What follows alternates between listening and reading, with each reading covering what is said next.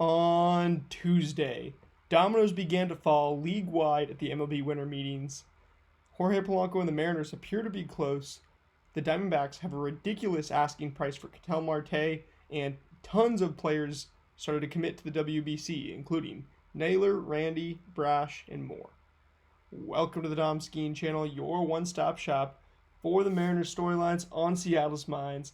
And just want to point out to you guys, I was putting the Christmas ornaments on the tree today, and I found this picture. You can see on the screen right now. It's of me when I was just either 2 or 3 years old, 1, 2, or 3 years old. When I say that, I've been doing this a long time, that, I might have just started covering the Mariners this year on YouTube.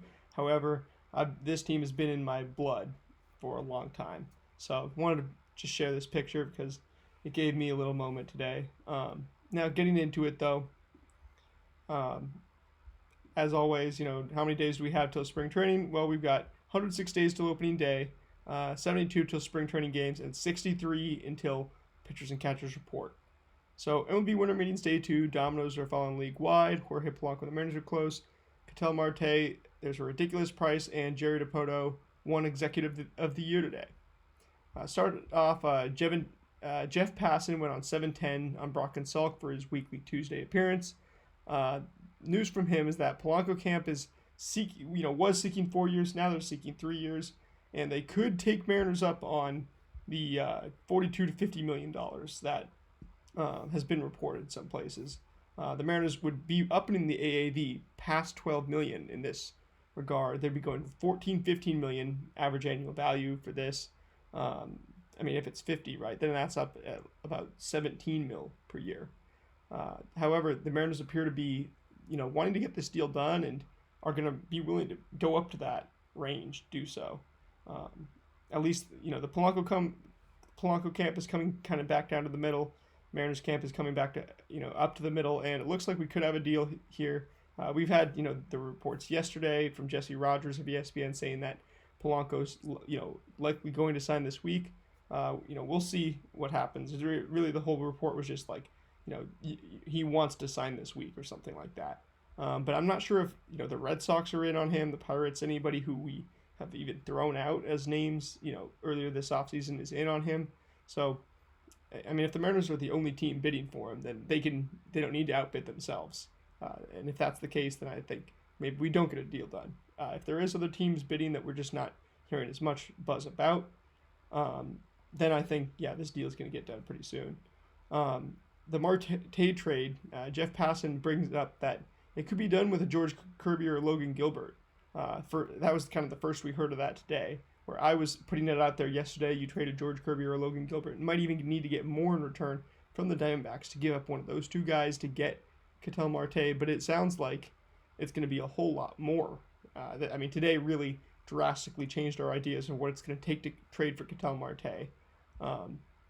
He also mentions Logan Evans and Emerson Hancock, but I don't think those guys figure into this deal too much because they're just not going to move the needle either way. And then he brings up some other second base options, which is pretty interesting. He brings up Marte, then Brendan Donovan, who we talked about a couple days ago on this channel. There's a lot of smoke, where there's smoke, there's fire. There wasn't necessarily a fire about Brendan Donovan getting traded, but we talked about that last week. Jeff McNeil is an interesting name. He's a 4 average hitter who I could see doing well in our ballpark.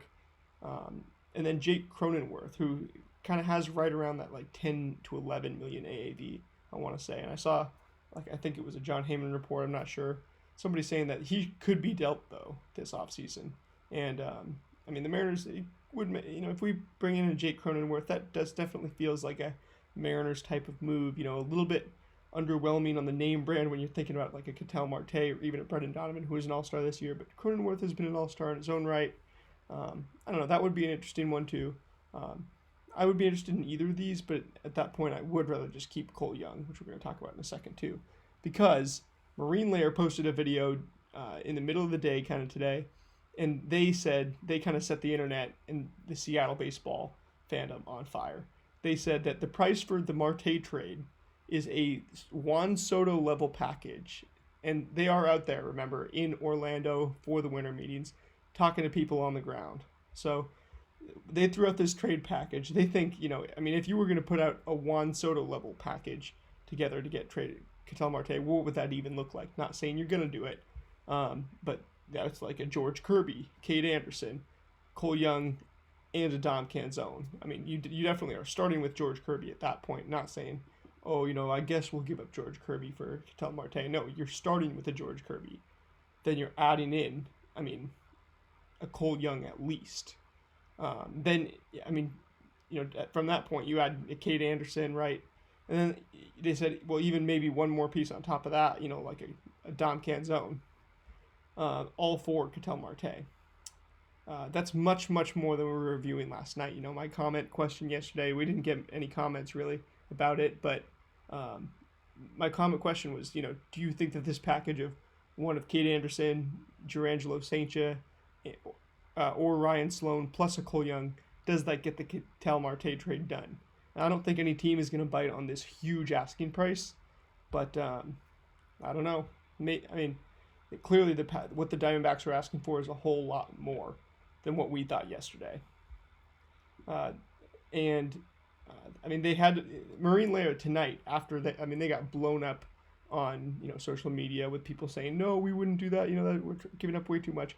They weren't saying, and I could tell this from the original video, that they would give up those players for Ketel Marte. They were saying, based on the reports that they're hearing, that a Juan Soto level package is what it would take for the Diamondbacks to deal Ketel Marte. That's what that would look like. But they had to post a video later clarifying that they were not suggesting we make that deal, which I understood. They even said, he's 32. He's a guy who is way older than Juan Soto was. He's not quite that type of talent. But I get, and I understood that, but I guess not everybody did. They're just theorizing on what a Juan Soto level package even looks like from the Mariners' point of view. So let's shave off George Kirby or Cade Anderson. Do you do it then? It might be tempting, but the answer is still no. If you're going to give a George Kirby, Cole Young, and Dom Canzone for Ketel Marte, that's a little too much, right? If you're going to give Cade Anderson, Cole Young, and Dom Canzone for Ketel Marte, that's a little much as well. I mean, really, let's not forget Cole Young being controllable through 2031. Marte is controllable through 2030 on about 18 million, a little over 18 million per year. But he can, Cole Young can be pretty darn good too. I mean, it's tempting to beat the favorites in the AL this coming year, which Jeff Passan did go on, when he was on 710 earlier today. He said, if Seattle goes trades for Ketel Marte, they're probably the favorites in the AL this year. As soon as they do that. But if Young works out, right, and he doesn't have to be Marte level, then the Mariners can be favorites for the next 6. Just remember how close we were this year. Also from in there, they said Cardinals want a starter for Brendan Donovan, and we can't make that deal unless it's like one of these tier guys, right? Emerson Hancock or Logan Evans, plus a Cole Young for Brendan Donovan. We're not going to give up one of our top pitching prospects. We're not going to give up one of our top pitchers for a Brendan Donovan, in my opinion. That's just not... this guy a year or two ago looked more like a super utility. He shows great, in addition to great hitting for average, he shows just a great ability to not strike out. And he would be good in this lineup, but only 2 years of club control at a very good price, mind you. It just doesn't line up with, we need the club control after those 2 years for a good price, to be honest. Because, again, this whole thing is built around let's keep our pitching, which is why we're competitive in the first place. Which, based on current prices of second basemen, this would mean that the Cardinals come way down in the next 3 days to get this done at the winter meetings, which I don't think they're going to. They even, remember last week we said Brendan Donovan, they're not desperate to trade Brendan Donovan themselves. And if they do, they want starting pitching. Now, today, Baseball America named Jerry Dipoto the Executive of the Year. First of all, I just got to say, well freaking deserved, man. People have really put Jerry through the ringer. People I've heard so much talk about people hating on Jerry for not trading a bunch of prospects when he could have. People hating on Jerry for organizational issues, just not being able to spend the way that the big markets do.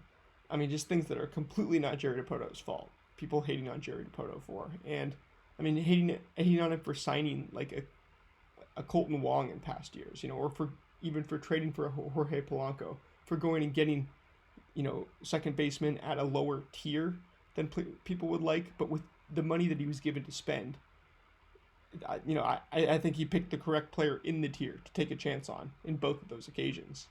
So I was never mad at most of the biggest moves that people were mad at from Jerry Dipoto. I was kind of always like, well, it makes sense based on what you have to work with. And it's not Jerry Dipoto's decision what he has to work with. And also giving up all these, prospects and stuff. Once upon a time, people would have given up Logan Gilbert and George Kirby and given up Julio Rodriguez and given up Cal Raleigh. And imagine doing that now. Yeah. So look down the road a little bit and see why you do that. So I'm not looking for fans or anybody who was a detractor from Jerry to admit they were wrong. I just want to show, that where we differ in philosophy. And I want to read, just something from somebody. Nathan Bishop used to be a writer for Lookout Landing. I respect what he, the fact that he puts time into Mariners discourse and stuff, but I do not agree with him most of the time. I flat out disagree with him most of the time. And he, was saying that, I'm reactivating my Twitter just to let you know that Jerry Dipoto winning Executive of the Year. I'm concluding, I'm stopping publication on my Substack, whatever, right? And then he makes this joke here at the end. He says, don't forget to always, thanks again, and don't forget to always increase your controllable years in any acquisitions in life. He's mocking Jerry Dipoto for building a team the safe way, the foundational way, the right way, this is again where I want to clarify why I differ in philosophy from a lot of the sexier Mariners takes that you'll see online. And again, I'm just going to go back to it for a second. I've loved the Mariners since this. So, nobody can question my loyalty, if I bleed Northwest green, if I bleed true to the blue. Anyway. Also, there's a few Ford Ferrer trade tidbits from Dipoto and from Harry Ford in the Seattle Times yesterday. So I want to go ahead and read just a couple excerpts from those. This is quotes from Ryan Divish and Adam Jude doing some pretty good work over on Seattle Times. They are, in a word, giddy on the acquisition of Jose Ferrer. In Ferrer, the Mariners landed what they say was their preferred trade target to fortify the bullpen. The 25-year-old lefty will step right into a prominent late-inning role next season. Jerry Dipoto, this is the quote that really means a lot. We feel like we got the number one trade target on our list. Like, was the guy that, if we could dream the dream, who would you want to acquire? This was the guy we were looking to acquire. This wasn't the first time the Mariners had tried to pry Ferrer away from the Washington Nationals. Back at the trade deadline in 2019, when Ferrer was a 19-year-old pitching in rookie ball, the Mariners had asked for him in a deal for veteran right-hander Hunter Strickland. The Nationals balked at Ferrer, and the Mariners settled on another lefty reliever, Aaron Fletcher, in a one-for-one swap of Strickland. You have to go back a little bit to think about Hunter Strickland and trading him for Aaron Fletcher, but the fact that they were looking at Ferrer as a 19-year-old pitching in rookie ball back then, that's pretty interesting, right?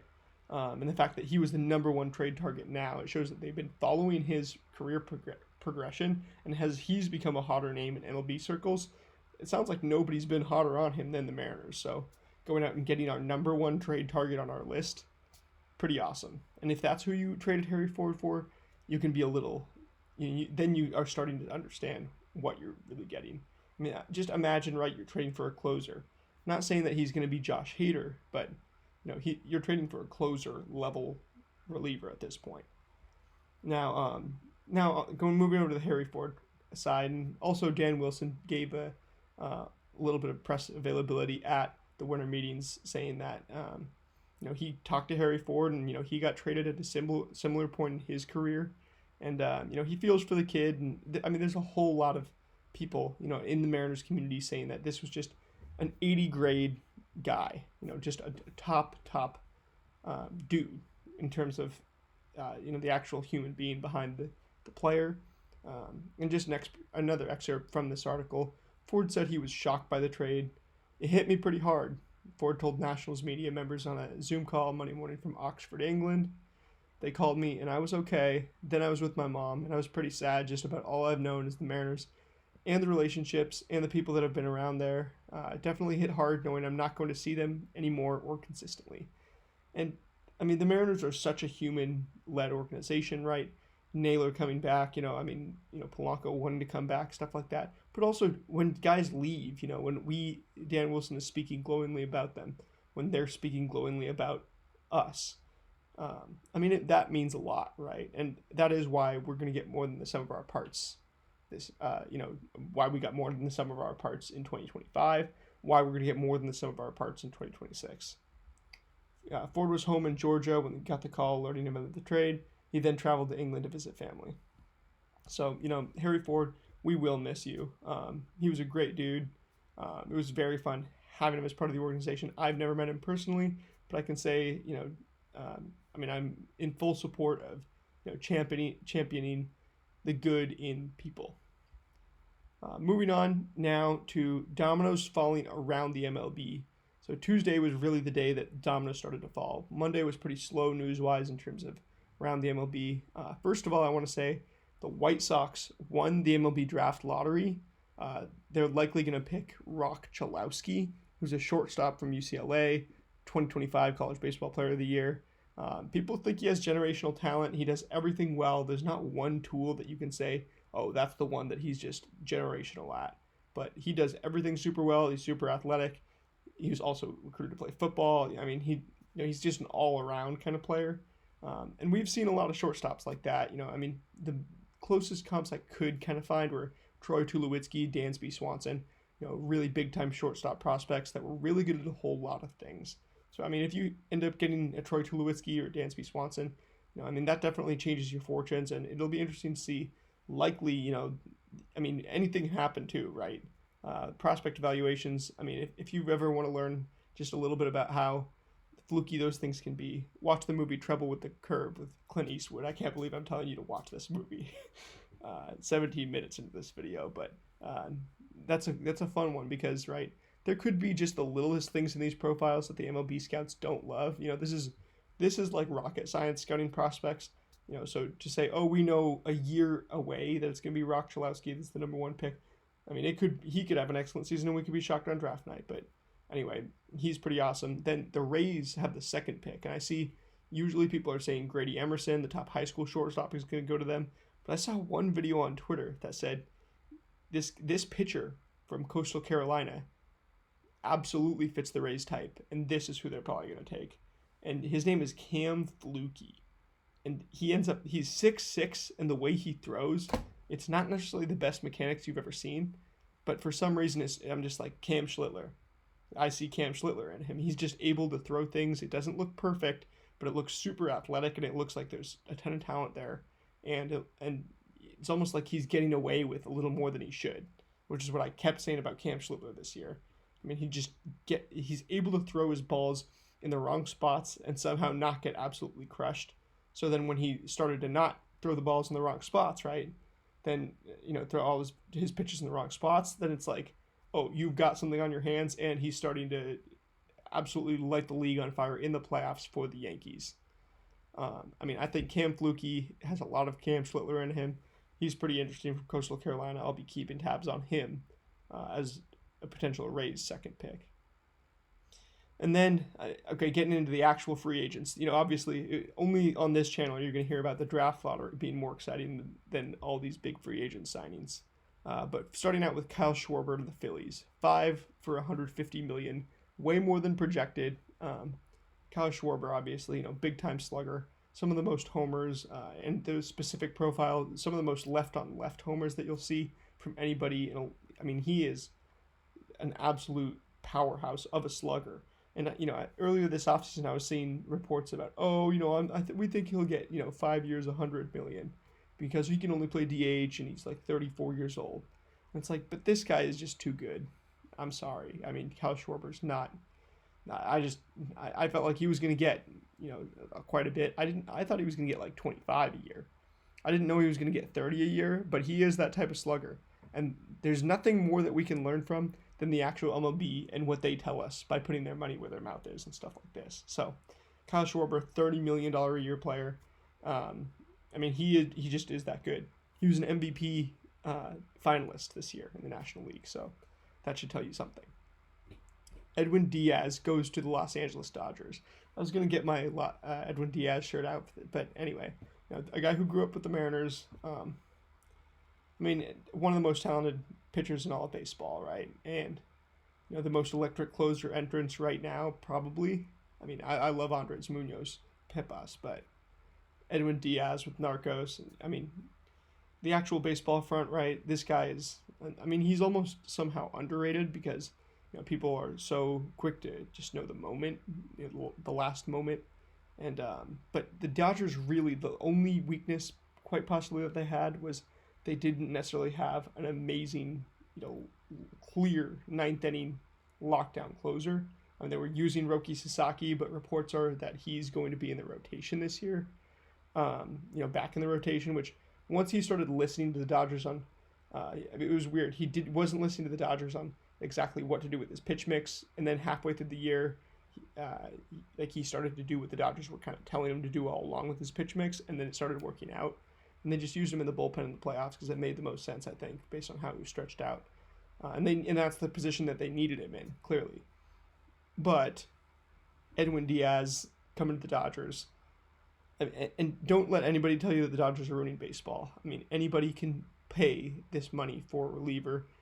Any team, any owner, I mean, they can't afford it. Don't let them tell you that they can't afford it. I've been a real, stickler for, let's find the values here and there, and, let's go for club control and stuff. And I'm a big Jerry Dipoto fan based on what you actually have to work with. But it's the owners, right? And the Dodgers owner can't afford this, and he knows. I mean, and we know that, So I mean, there's no secret around this. And the Dodgers are trying to three-peat, and we just read the thing yesterday about the Dodgers were fielding trade offers, and their GM was just like, yeah, I mean, there's really not that many ways to make our team better. Well, they found one, and the only other almost kind of weakness that the Dodgers have is depth in lefty options out of the bullpen, which is funny because that's the same one that the Mariners kind of have. We're building our team in a light similar to the Dodgers, albeit with a lot less superstar free agent signings, some less superstar guys that you're trading for, but that's kind of what we're going for. And I mean, them signing the closer like this, pretty impressive. Kyle Finnegan back to the Tigers, 2 for $19 million. Got a little Scott White quote, one of my favorite voices in the game of baseball, especially when it comes to analyzing players and moves and kind of getting ahead of the curve on knowing what's going on. Finnegan, he said, direct quote, Finnegan was much better with the Tigers, who had him throw his splitter more. Seems premature to call him the closer, though. I've heard this same sentiment echoed by a lot of pitching analysis voices. And yeah, that's basically what it is. Premature to call him the closer, maybe. There might be some other things going on in Detroit that we don't know about, or that we already do know about. But it's like Kyle Finnegan, really good with Detroit. They bring him back. Shout out to Scott White, CBS Sports, and the FBT Fantasy Baseball Today podcast. Go listen to it if you don't already. That's, I'd say, the best place for league-wide analysis nightly during the season. And then with the D-backs, Torey Lovullo, their manager, says they've accepted the possibility that Zach Gallen and Merrill Kelly leave. His quote, "We just know players are going to grow up and move on. It sounds like they're getting ready, for them to leave. Then that makes sense why they're looking so hard to get premier starting pitching for Ketel Marte, because they've got Corbin Carroll right now. They're kind of starting a window right now. I mean, they were just in the World Series 2 years ago. They're not going to just blow everything up. They don't have that option at all. So they need to get a whole lot of value in that rotation, especially if they're going to trade Ketel Marte. And that, I mean, this kind of tells you what they're looking at, Then finally, we have tons of WC commitments and opt-outs. Oh, and by the way, there are a lot of rumors that I didn't cover in this section, but these dominoes falling are definitely impacting the Pete Alonso market. Yeah, they're definitely in. I saw a report before I even started recording about somebody. I can't even remember who it is. Um, Kyle Tucker is now trending. I don't know what is going on there. Yeah, it's nothing. But yeah, there's nothing really going on. Oh, sorry. Robert Suarez getting interest from the Braves and the Cubs. Also, the Phillies have an offer out to JT Realmuto, which is not surprising. They had to lock up Kyle Schwarber first. They had to see how that domino fell, and since as soon as that's done, they're able to put the offer out to JT Realmuto. So that's interesting. Jake Lamb, a former Seattle Mariner, a former Metro League player. I went to Roosevelt High School in the Metro League, and Jake Lamb went to Bishop Blanchette. Just a rival high school, not 10 minutes down the road. So he accepts a player development role with the Diamondbacks. Shout out to Jake Lamb. And that's pretty much it. There's a few more relievers that went off the board. Pirates signed Gregory Soto. That's a little bit under the radar. Could be underrated. The Pirates are kind of building a bullpen. Are they going to compete for a wild card spot? That would be absolutely crazy, wouldn't it? They have Paul Skeens. Anything is possible.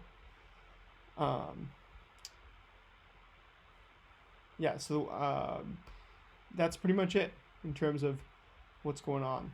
And Alex Bregman's market's going to be interesting, but a lot of these Scott Boras clients, they sit around a little bit. So I'd expect Bregman and Alonso to sit around a bit, and they get a whole bunch of money at some point. And Kyle Tucker's going to get a whole bunch of money at some point, no matter what. He's going to get 10 years. He's going to get $300 million. The only question is how much more does he get bid up from there? And the top suitor right now looks like the Toronto Blue Jays, who still have a lot of money to spend, but we'll see what happens there. Now, tons of WBC, tons of World Baseball Classic commitments happened today. They had their media day today, and there's also a few opt-outs, not too many, but starting out with the Mariners. Julio Rodriguez looks like he's going to be in for the Dominican Republic.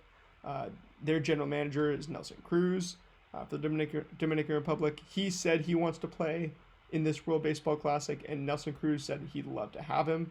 I think the only thing left before they announce him, which they probably would have done already, is that the Mariners need to approve on this, because they've obviously pay him a huge contract. And he did take the most plate appearances of anybody in baseball this year, the most at-bats of anybody in the American League. He is just an Iron Man during the regular season.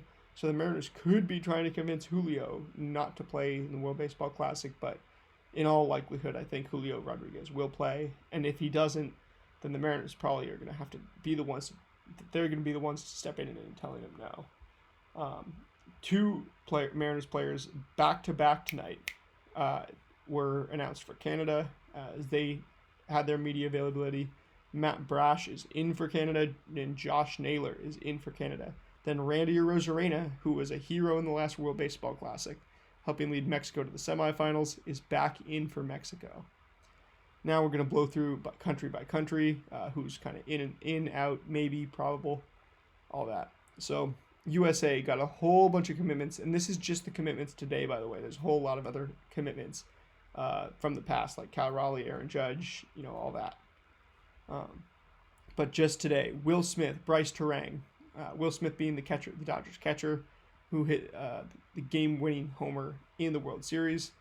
Bryce Terang, the Brewers' second baseman, who has excellent skills with them and helped them lead them to the best record in baseball this year. Kyle Schwarber, after signing that contract, right, the Phillies said, yeah, go ahead and play, and he was able to be announced as well. Gunnar Henderson, going to play third. Great option, pretty much the best that Team USA could have. And then Griffin Jax, the reliever from the Twins. I don't even remember if he's on the Twins anymore. It's late right now. I got to stop recording these videos so late. But these five all announced for the USA today. Then three players announced they will not be playing for the USA. The two big ones, Garrett Crochet and Max Fried. Man, and both of them, too, being lefties, it's like these guys really would have helped the Team USA. And now, the Team USA just needs to go find some other lefties. I mean, the bullpen too. You never know. And then Roman Anthony also announced won't be playing for Team USA or won't be playing at all. The Red Sox announced Garrett Crochet and Roman Anthony won't be playing. And Garrett Crochet, obviously, innings problems. Max Fried also has had his fair share of health issues. But then Roman Anthony, that one I'm not sure exactly why. The Red Sox don't mind being villains sometimes. And yeah, I don't know why. But also, like the Red Sox announcing that Roman Anthony won't be in the WBC is like Rob Manfred saying that he is canceling, the MLB is ending their partnership with ESPN. It's like, I mean, Team USA probably wasn't going to call up Roman Anthony, and ESPN already didn't want to, or whoever it was, didn't want to continue their deal. ESPN didn't want to continue their deal with MLB. And that's another video for another day. I got to talk about this broadcast stuff a little more often as well. What's going on, because that is going to be a huge part of baseball in 2026. But that's a less fun topic for a less fun day. And then Alex Vesia is being looked at by Team USA, and is a hard maybe as of right now. But there's definitely interest from the camp, and we'll see. Dominican Republic. Now we had 7 players today, 6 really, because Julio doesn't count. But Julio Rodriguez, he's in unless the Mariners tell him no. The ones that are officially locked in for the Dominican Republic: Junior Caminero, Ellie De La Cruz, Fernando Tatis Jr., Manny Machado, Edwin Uceta, who's the Tampa Bay Rays pitcher, and then Sandy Alcantara. This team, obviously, the strength is in that lineup because, man, you look at that lineup, you have got studs. Power, speed, swag, all of it. The pitching, not sure yet. And then Austin Wells is a probable right now, but he could be having a kid around the time of the World Baseball Classic, so that could interfere, obviously. Then Japan, they've got a whole bunch of probables and maybes. They've got an interesting situation with these 3 guys being the top international free agents on the market, being posted by their Nippon clubs. Tatsuya Imai, the pitcher, who, I've seen receive Joe Ryan comps, receive Luis Castillo comps. This guy's looks like he could be electric, though, this next year in the MLB for whoever ends up signing him. Munetaka Murakami, who I'm pretty sure was a beast in the last World Baseball Classic. I could be wrong, but I'm pretty sure he was a beast in the last World Baseball Classic. Then Kazuma Okamoto, another, high-profile Nippon posted free agent. So these 3, depending on which MLB club they sign with and what they think of it, should be, as long as those MLB clubs allow them to, they'll be playing in the World Baseball Classic. You got hard maybes. The biggest one, Yoshinobu Yamamoto, the World Series MVP. The coach for Samurai Japan, which is what they call their team, pretty cool, right? He said that Yoshi Yamamoto, with all 4 of these guys, he's like working with the MLB to make sure that he can get these guys on the team. It sounds like he's just talking to the clubs and figuring it out. Interesting to see why they wouldn't be available. These guys all, have possibilities of injuries and injury history, as far as I can recall, as well as heavy usage patterns for Yamamoto. So Yamamoto, he was an absolute Iron Man during the playoffs. He pitched a whole lot this year, but we'd like to see him in there. Hopefully he is. Roki Sasaki, I would expect, gets in there, even though the Dodgers are kind of working to change him from a closer to a starter. And, he didn't have a great rookie year in the MLB. I expect him to be in there, representing Samurai Japan. Shota Imanaga, a little older, but and had some home run issues, especially in the playoffs, but expect him to be there. I don't see why the Cubs would prevent him. And then Seiya Suzuki. Same kind of deal, also with the Cubs. Then so I want to shift this light. I gotta fix this setup. I gotta upgrade the whole setup, don't I? For Canada, Team Canada got quite a few commitments. Josh and Bo Naylor, the brothers, one being our a core piece of the Seattle Mariners team that we're extremely excited to have back this offseason. Bo Naylor, the Cleveland catcher, his brother. Matt Brash, going to pitch for Team Canada in the World Baseball Classic, might be their closer, which would be interesting to see him in a full-fledged closer role. And then Otto Lopez, who they're probably going to play at shortstop, I would imagine. Then Owen Casey as well. Team Australia gets Travis Bazzana, Liam Hendricks, and Curtis Mead. Hendricks, we know about the closer. Curtis Mead, not as well known. But then Travis Bazzana, let me tell you, I mean, I saw this guy for the first time when I went to Washington State, and Oregon State came to play Washington State. It was extremely cold. It was late February. And this guy, Travis Bazzana, I was just like, that guy's a second baseman? I couldn't remember. I think he was playing second base, too, in the game, which to be a second baseman in college, I mean, you'd assume he would be a shortstop and then move to second base. But no, this guy is profiles as a second baseman, and he is a monster. I mean, you just see him on the field as an athlete, and he is just so much farther, by far and away. I mean, by far and away, the best athlete I've ever seen on a college baseball field. And I haven't seen that much college baseball in my life, but he was the number one pick for a reason. This guy, I mean, we talk about Ketel Marte being the best second baseman, in the league. I think this guy could take that title in a year or two. He's that talented and he's that good already, it sounds like. So Australia, going to be interesting to watch Travis Bazzana mostly. Then Team Mexico, you got two huge commitments today. Not going to be as deep of a roster, I don't think. Andres Munoz should be their closer as well. But Randy Rosarena locked in and Jaron Duran locked in. That's pretty interesting, isn't it? Mexico coming off a semifinals appearance, they should be going for it to go back. Puerto Rico, they got commitments from Carlos Correa and Fernando Cruz, both are locked in. And then Nolan Arenado is probable. His mother was born in Puerto Rico, so he's available for them. I feel like he played for Team USA, didn't he, at one point? But anyway, yeah, Nolan Arenado probably going to play for Puerto Rico this time. Venezuela got a commitment from Ezequiel Tovar, who could be an underrated player in baseball. This guy just might be underrated because he doesn't play for the best organization. And he could announce himself in this type of stage. And then Jose Altuve is probable. Czech Republic, you've got this guy Martin Music, he's not even an MLB player, but he's their captain. So for what it's worth, then they got maybes from two MLB relievers in Adam Mako and David Bednar.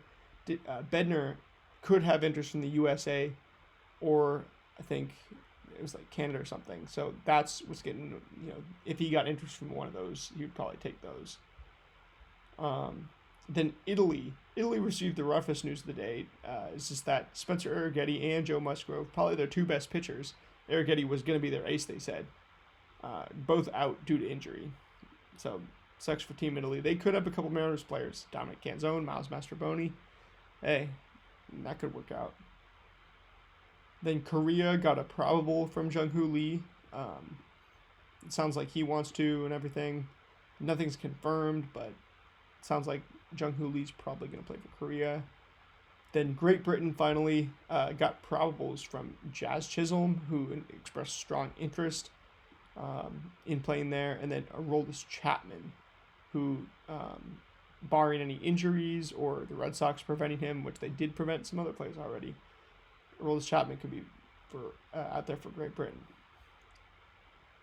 And finally, I want to say, Albert Pujols is the manager for the DR and Nelson Cruz the GM. Shout out to those two. They said that there's just simply no space on the DR, on the Dominican Republic roster for Robinson Cano when asked, because he was the captain, the MVP. He was like the leader of that team, a bunch of times, but they said there's just simply not space on the roster for him. So shout out to them for being competitive over personal, being professionals in this. I know it can't be easy. We know all too well as Mariners fans the relationship that Cruz and Cano have, and I mean Pujols as well, a great relationship with Cano. So if if it was just about, if it was personal at all, they definitely would take their guy, Cano. And, I mean, I'm sure it would be good for the clubhouse in certain ways too, but they're going all in. I mean, the DR, right, is kind of disappointed at times, not making it to the semifinals and stuff like that. It's like, I mean, the DR definitely has as good a shot as at anyone as winning the whole thing. But that's going to do it for today. Let me know what you guys think down in the comments of day 2 of the winter meetings, everything we talked about today. And honestly, just drop whatever comment you want for the algorithm. And just drop something. Drop a like, drop a subscribe. Stay tuned in. I'm going to get this video about day 3 of the winter meetings up earlier for your sake and for mine. That being said, I will see you guys later. Go Ams.